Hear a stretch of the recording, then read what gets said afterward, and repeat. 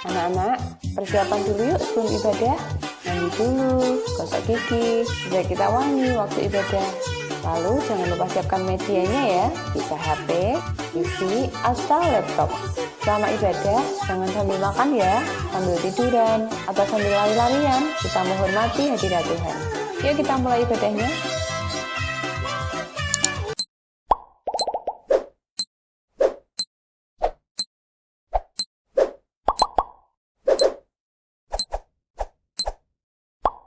Hai, Shalom anak-anak Joyful Kids. Bagaimana kabarnya hari ini? Semoga semuanya sehat ya.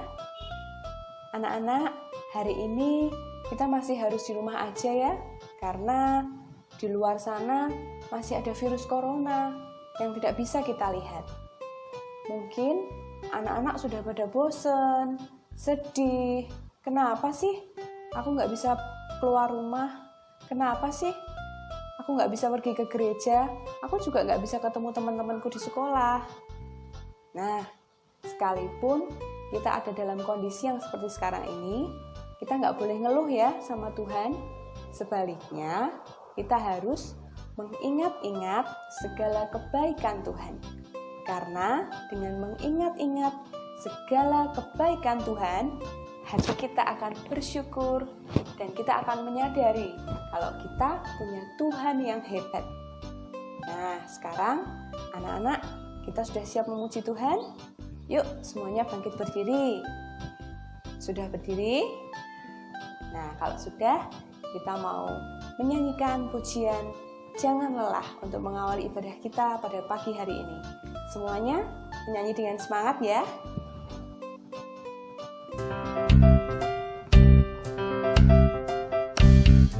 Ikuti gerakan kakak ya.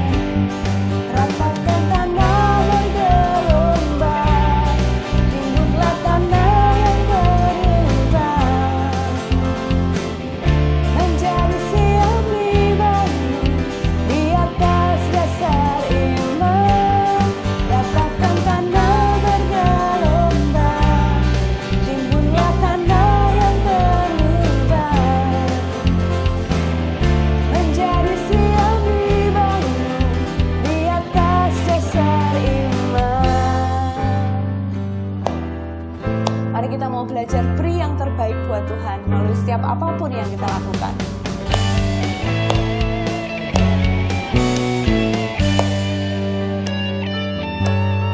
Ratakan tanah bergelombang, timbunlah tanah yang berlubang, menjadi siap dibangun di atas dasar iman.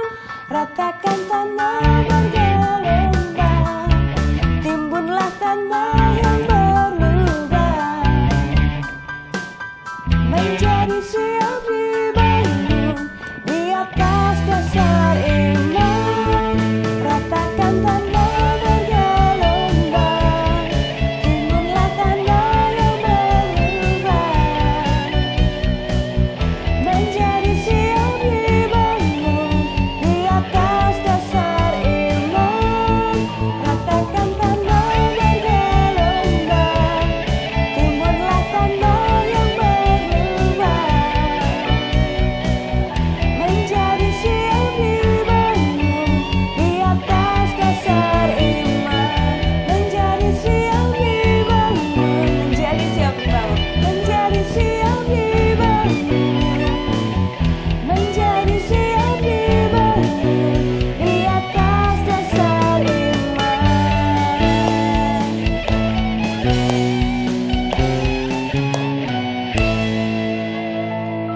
Ya, puji Tuhan. Silahkan duduk anak-anak. Sudah duduk semuanya? Nah, sekarang kita akan berdoa terlebih dahulu ya. Semuanya lipat tangan, tutup mata. Kita berdoa bersatu hati dalam doa. Tuhan Yesus, kami bersyukur Tuhan kalau pagi hari ini kami masih bisa bernafas, kami masih dianugerahi tubuh yang sehat. Itu semua karena cinta kasih Tuhan yang begitu besar buat kami. Tuhan, saat ini kami akan memuji nama-Mu dan mendengarkan firman-Mu melalui siaran ibadah online ini. Mari Tuhan, Engkau berkati kami, jadikan kami anak-anak yang hebat dan berkenan kepadamu. Kami rindu Tuhan untuk berikan yang terbaik buat Tuhan. Segala pujian, hormat, kemuliaan kami panjatkan hanya di dalam satu nama, Tuhan Yesus Kristus, Allah kami yang hidup. Haleluya, amin. Nah, anak-anak, sekarang kita akan mendengarkan firman Tuhan.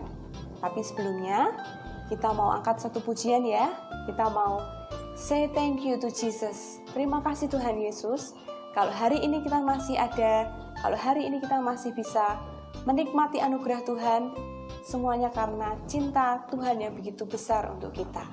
Mari kita naikkan pujian ini dengan sungguh-sungguh. Kita persiapkan hati kita buka hati kita untuk menerima firman-Nya.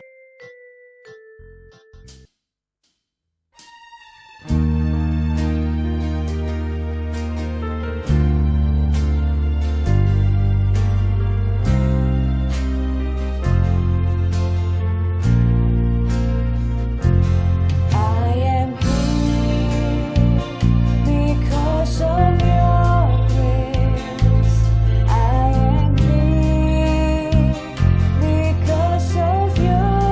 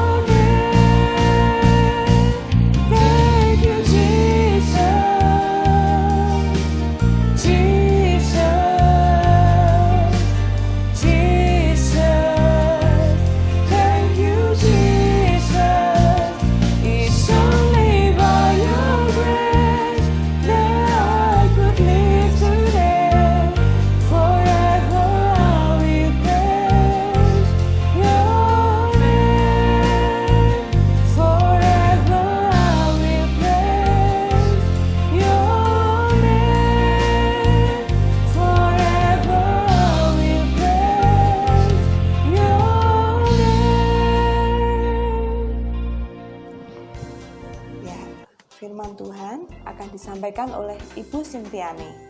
Anak-anak, duduk yang manis ya, kita mau dengarkan firman Tuhan. Selamat mendengarkan firman Tuhan.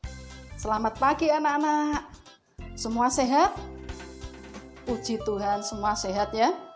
Nah, sudah kira-kira 3 bulan ya, hampir 3 bulan kita tidak ketemu langsung. Tapi anak-anak Joyful Kids semua hebat-hebat ya. Karena apa anak-anak? Karena kalian walaupun di rumah tetap setia beribadah kepada Tuhan. Setiap minggu semua mengikuti ibadah di rumah, ibadah online di rumah ya. Nah, hebat-hebat semua anak Joyful Kids ya. Joyful Kids, yes. Ayo sekali lagi anak-anak. Ayo semua berdiri ya, kita yel-yel. Joyful Kids, yes. Ya. Pinter-pinter semua anak. Joyful Kids ya. Nah, anak-anak, sebelum mendengarkan firman Tuhan, kita akan berdoa dulu. Tuhan Yesus, kami siap untuk mendengarkan firman-Mu. Berkati kami Tuhan, supaya kami bisa mendengar dan mengerti dengan baik. Di dalam nama Tuhan Yesus, kami sudah berdoa. Amin. Nah, anak-anak, hari ini kita akan belajar dari Kitab Kejadian 24 ayat 1 sampai 67. Nah, anak-anak nanti yang sudah bisa membaca, nanti bisa dibaca kalau ibadah ini sudah selesai. Nah, anak-anak, coba Ibu Sintiani tanya, umur berapa Sarah meninggal? Ya, umur berapa? Masih ingat? Minggu yang lalu? Ya, 127 tahun. Nah, sudah 3 tahun Abraham dan Ishak hidup tanpa Sarah yang ia sayangi, yang ia cintai. Nah, anak-anak, terkadang Ishak ini masih suka ngelamun sendiri kalau dia ini lagi kangen sama mamahnya ya, Sarah. Dia ini kadang sendirian melamun ya, memikirkan kenangan yang indah bersama dengan Sarah. Dan Abraham ini anak-anak yang melihat Ishak yang merasa kesepian, yang sering memikirkan, mengenang ibunya yang kadang sendirian ya. Nah, inilah Bapak Abraham khawatir kalau nanti Ishak terus-menerus memikirkan ibunya karena sudah 3 tahun anak-anak ya, 3 tahun Ibu Sarah meninggal. Nah, makanya Bapak Abraham ingin mencarikan calon istri buat Ishak.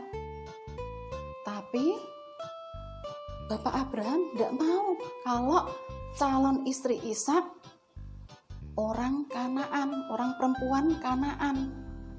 Makanya Bapak Abraham ini punya rencana untuk mencari calon istri buat Ishak yang orangnya percaya kepada Tuhan, yang taat, yang setia kepada Tuhan. Makanya Bapak Abraham ingin mencarikan calon istri Ishak jauh anak-anak di negeri Haran.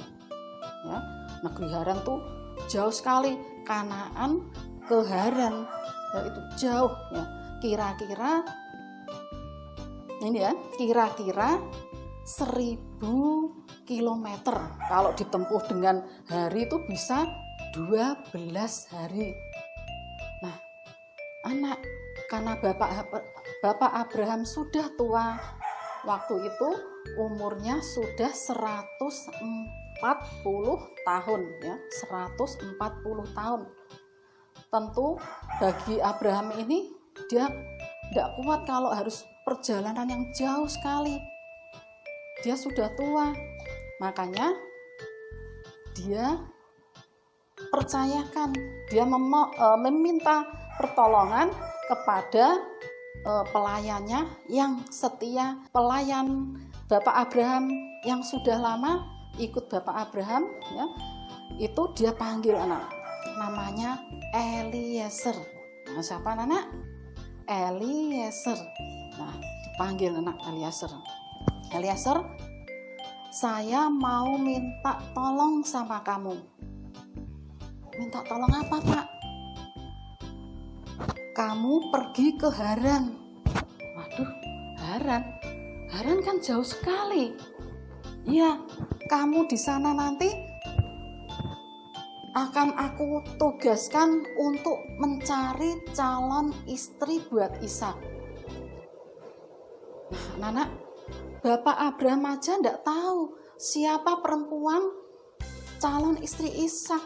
Gambarannya belum tahu. Yang pasti dia cantik, ya. Terus selanjutnya dia tidak tahu. Nah, Bapak Eliezer ini disuruh ke sana, ke Haran. Nah, anak-anak, karena Bapak Eliezer ini dia selalu siap menolong Bapak Abraham, makanya tugas itu dia terima dengan senang hati, ya. Nah, anak-anak, lalu Bapak Abraham, Eliezer, besok kamu pergi ke Haran pagi-pagi. Kamu bawa 10 unta dan juga perhiasan yang nanti kalau kamu sudah ketemu sama calon istri Ishak, kamu berikan kepada dia. Nah, anak, siap Pak Abraham, saya akan menjalankan dengan sebaik-baiknya. Kamu harus berjanji dan bersumpah kepadaku dan kepada Tuhan. Kamu tidak boleh belok ke negeri yang lain, kamu harus ke Haran. Ya Pak Abraham, saya siap, saya mau ke sana, ke Haran. Saya tidak akan mengecewakan Bapak Abraham. Nah, anak-anak, lalu Eliezer ini mempersiapkan, dia pilih 10 unta yang kuat supaya nanti dalam perjalanan jauh untanya juga tidak kelelahan. Nah, Bapak Eliezer memilih unta-unta itu, ya, yang kuat, yang sehat, juga perhiasan yang nantinya, ya, ada anting, ada kalung, ada gelang, ya, perhiasan yang bagus yang nanti akan diberikan kepada calon istri Ishak. Nah, anak-anak, Bapak Abraham sudah ingin sekali bisa mendapat kabar dari Eliezer ini, ya, makanya Eliezer disuruh cepat-cepat untuk pergi ke Haran. Nah, anak-anak, keesokan harinya Eliezer dan rombongannya, ya, dengan naik 10 unta pergi ke Haran. Nah, sebelum mereka berangkat, tentu saja mereka berdoa dulu, ya, diawali dengan doa. Jadi kalau anak-anak misalnya mau bersekolah, berangkat sekolah, ya, mau berangkat sekolah, terus mau diajak orang tuanya pergi atau main ke rumah teman yang jauh dari rumah, harus berdoa, ya, supaya Tuhan jaga, Tuhan melindungi sampai di tempat dan pulang nanti balik dengan selamat. Nah, itu yang dilakukan Bapak Eliezer. Dia berdoa, mengajak rombongannya untuk berdoa supaya Tuhan melindungi perjalanan mereka sampai ke Haran dan pulang nanti dengan selamat. Nah, setelah berdoa, amin, ya, mereka berangkat. Ya. Anak-anak, perjalanan mereka jauh sekali. Makanya Eliezer ini meminta perlindungan dari Tuhan. 12 hari anak, 12 hari ya, 12 hari mereka baru sampai di Haran. Nah, anak-anak, mereka lalui hari demi hari. Dalam perjalanan mereka juga memuji nama Tuhan ya, untuk mengisi ini dalam perjalanan mereka supaya tidak terasa jauh ya, tidak terasa jauh. Mereka sambil memuji nama Tuhan, sambil memuji nama Tuhan supaya mereka ada sukacita dalam perjalanan mereka. Tidak terasa anak, sampai mau masuk ke negeri Haran. Bapak Eliezer senang sekali. Teman-teman, itu sebentar lagi kita akan sampai di Haran. Itu lihat di sana pintu gerbangnya di Haran. Mereka senang sekali anak mau sampai ke Haran, karena perjalanan itu sangat melelahkan, karena sangat jauh anak-anak. Nah, sampai di Haran ya, negeri Haran ini, Eliezer mulai melihat-lihat, kok sepi, lihat ke kanan, ke kiri, ke depan, kok sepi. Biasanya kalau hampir sore seperti ini, banyak para perempuan yang lewat mengambil air, menimba air ya, sambil membawa buyungnya. Biasanya lewat di sini, tapi kok sepi.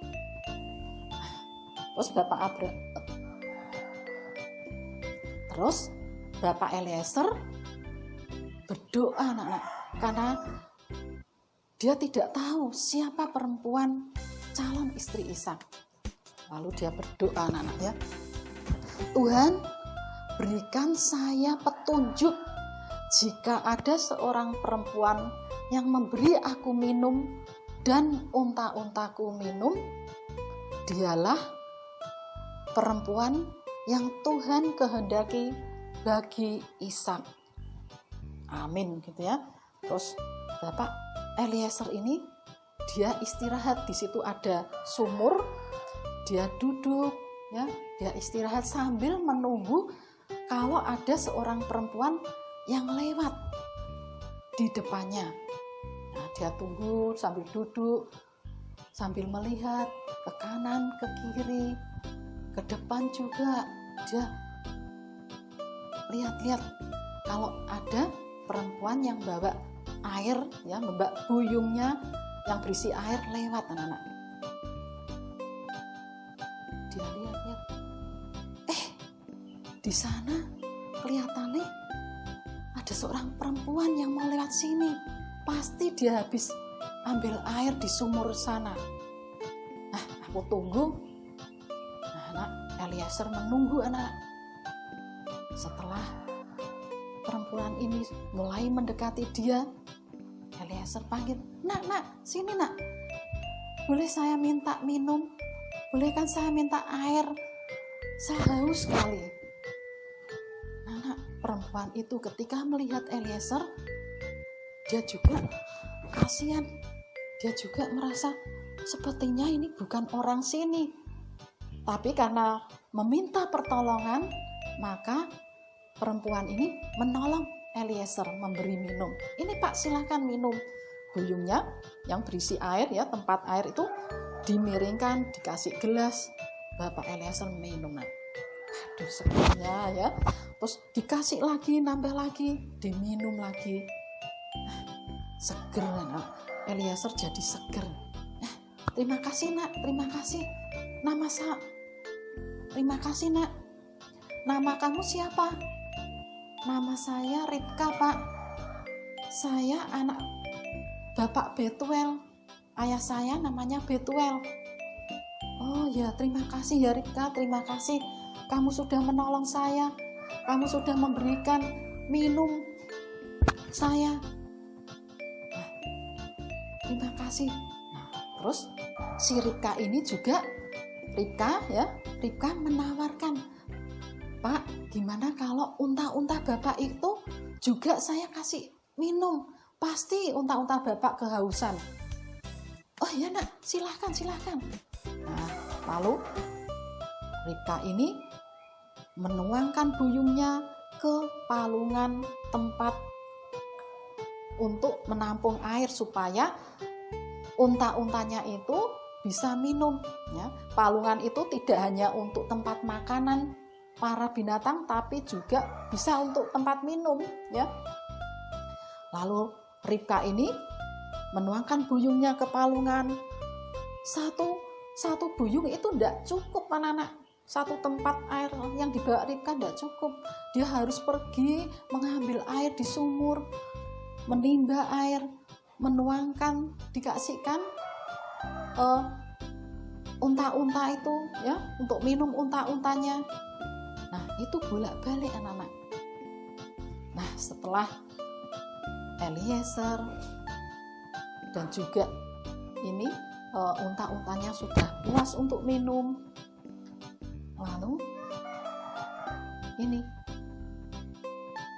Eliezer memberikan perhiasan yang dia bawa dari rumah tadi untuk Ribka, karena Eliezer yakin bahwa Ribka ini ya, bahwa Ribka itu dipilih Tuhan sesuai dengan doa yang Eliezer ucapkan kepada Tuhan, dan itu sesuai sekali. Makanya Eliezer yakin kalau Ribka itu adalah calon istri Ishak. Makanya dia kasih perhiasan yang dia bawa dari rumah.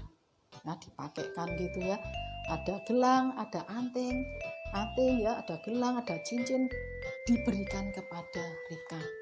Nah, karena hari sudah mulai malam, Ribka mengajak Bapak Eliezer dan rombongannya ya, membawa Eliezer dan rombongannya untuk bermalam menginap di rumah orang tua Ribka, karena mereka juga kecapean, mereka juga butuh untuk beristirahat karena perjalanan yang jauh sekali. Nah, Bapak Eliezer senang anak-anak, karena ternyata Ribka ini mengizinkan mereka untuk menginap di rumahnya. Nah, anak-anak, sementara yang di rumah orang tua Ribka dan juga saudara laki-lakinya, mereka was-was, jangan-jangan Ribka ini ada kenapa-napanya di jalan, kok sudah malam belum juga pulang. Nah, mereka menanti kedatangan Ribka. Tidak lama lagi Ribka pulang, tapi membawa rombongan. Loh, itu siapa? Keluarga Ribka pada heran ya, kok Ribka bersama siapa itu, kok datang bersama dengan seseorang yang belum mereka kenal. Lalu setelah mereka bertemu, Ribka memperkenalkan, Pak Eliezer, ini ibu saya, ini ayah saya yang bernama Betuel, ini kakak saya yang bernama Laban. Nah, mereka berkenalan anak-anak. Nah, dari situ mereka berkenalan, mereka duduk bersama, lalu Eliezer menceritakan maksud kedatangannya dia ke Haran, yaitu dia disuruh oleh Abraham tuanya untuk mencarikan calon istri buat anaknya Ishak. Dan dia juga menceritakan ketika dia ketemu Ribka juga itu dia berdoa dan ditolong oleh Tuhan. Makanya Eliezer yakin kalau Ribka itu adalah calon istri Ishak. Dan setelah keluarga Ribka mendengar cerita Eliezer, mereka yang setia dan taat kepada Tuhan mau mengizinkan Ribka untuk beserta dengan Eliezer ke Kanaan untuk menikah dengan Ishak. Nah, anak-anak, Ribka juga seorang yang taat kepada Tuhan. Oleh sebab itu ketika Ribka mendengar cerita dari Bapak Eliezer, dia mau taat kepada pimpinan Tuhan. Dia tahu, dia yakin bahwa orang yang taat kepada pimpinan Tuhan, hidupnya akan dibuat berhasil, hidupnya akan diberkati oleh Tuhan. Nah, anak, setelah hari sudah mulai malam, mereka beristirahat, dan pagi-pagi mereka juga mau kembali ke Kanaan dengan membawa Ribka. Sebetulnya Bapak Eliezer ini disuruh untuk menginap lagi untuk beberapa hari oleh orang tua Ribka, tapi karena Bapak Eliezer ini ingin sekali cepat-cepat pulang untuk mengabarkan, membawa kabar bahagia, membawa kabar sukacita kepada Bapak Abraham kalau dia sudah menemukan calon istri buat Ishak. Nah, terus Ribka bersama dengan rombongannya pulang ya bersama dengan Eliezer ke Kanaan. Nah, anak-anak, ada beberapa teladan hidup Ribka yang bisa kita jadikan contoh bagi kita semua.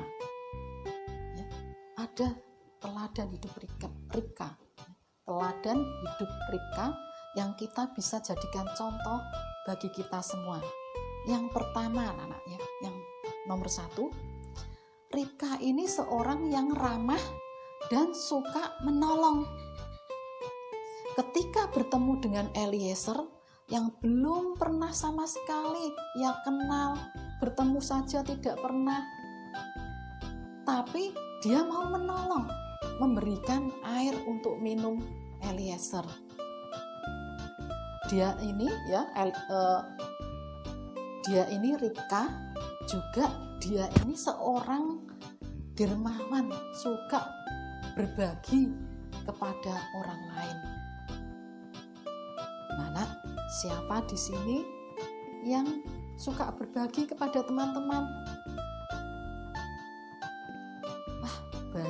Banyak sekali yang pernah berbagi kepada teman-teman kalian. Nah, anak-anak, untuk teladan hidup Ribka yang kedua, Ribka itu orangnya rajin dan bekerja keras. Setiap hari Ribka membantu orang tuanya, membantu keluarganya menggembalakan kambing dan domba ke padang rumput. Diberi minum juga. Ribka harus mengambil air dari sumur, dibawa dengan buyungnya, dan itu juga tidak sekali dua kali, dia harus mondar-mandir ya, bolak-balik mengambil air untuk minum kambing dan domba keluarganya. Nah, ketika Ribka memberi minum 10 unta Bapak Eliezer, itu bukan pekerjaan yang ringan, karena 1 unta itu kalau minum itu bisa sampai 4-5 galon. Anak-anak tahu galon yang ada di rumah itu, galon air besar. Nah, itu 1 unta itu bisa minum 4-5 galon. Nah, kalau 10 unta, nah itu berapa? Kalau misalnya 1 unta itu 4 galon, 40. Sedangkan buyung yang tempat air yang dibawa Ribka itu tidak ada 1 galon. Nah, anak-anak, Ribka harus kasih minum unta itu 10. Dia harus menimba air.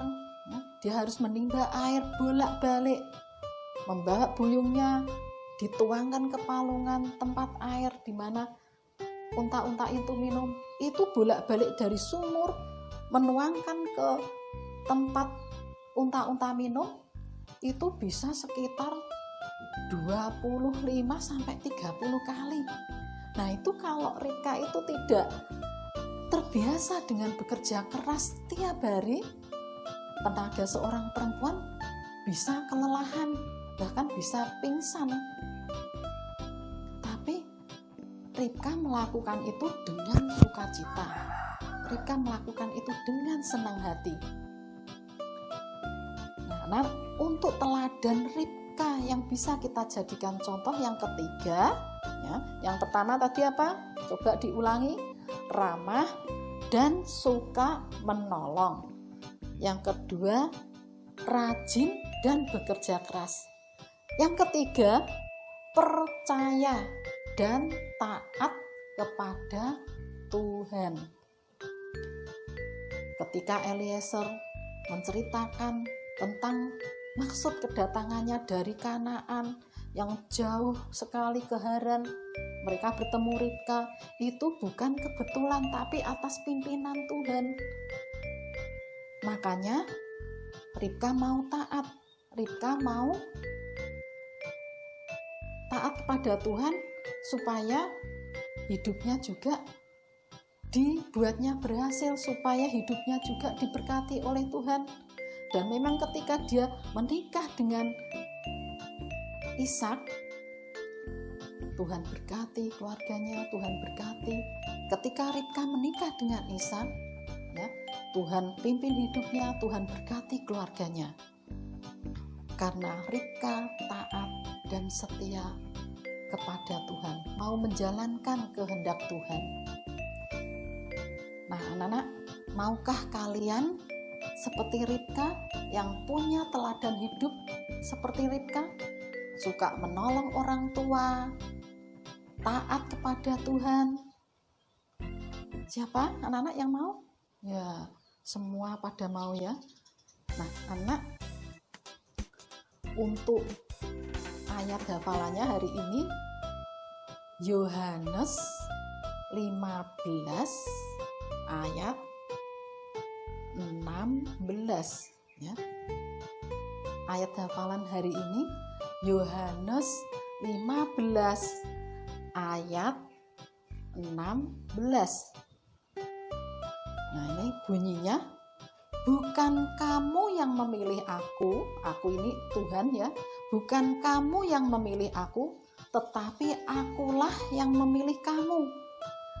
Dan aku telah menetapkan kamu supaya kamu pergi menghasilkan buah. Dan buahmu itu tetap, supaya apa yang kamu minta kepada Bapa dalam namaku akan diberikannya kepadamu.